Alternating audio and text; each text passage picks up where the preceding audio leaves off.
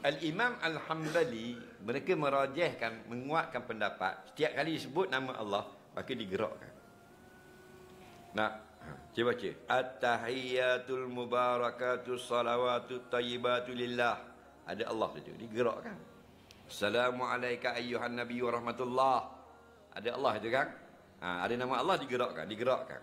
Nah, ada pendapat yang kuat dia. Nah, ada pun mazhab Syafi'i yang kita nak amalkan ialah ketika menyebut syahadah yang pertama. Asyhadu an la ilaha illallah. Dua pendapat. Pertama, asyhadu tu terus angkat.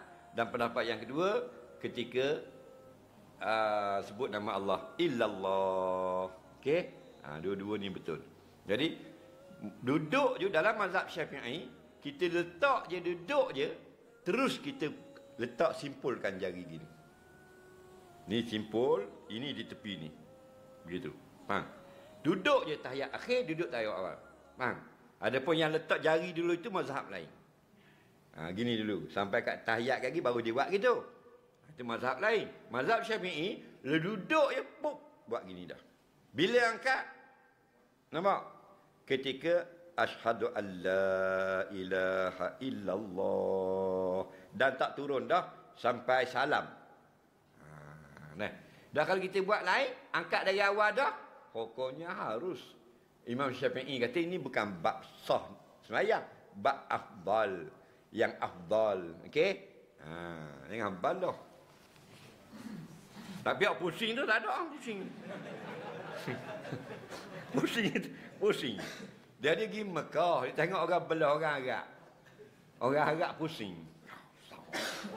Dia pun pusing dulu gitu. Pak Arab tu hok set TikTok bening.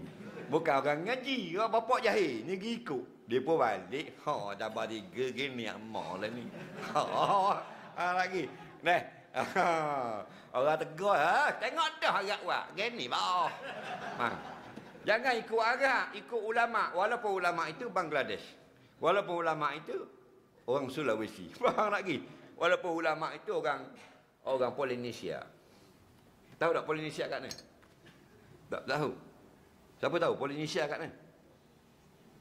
Bukan Polis Malaysia, Polinesia. Nampak? Dia 2000 batu di utara benda ni di Timor Laut, New Zealand.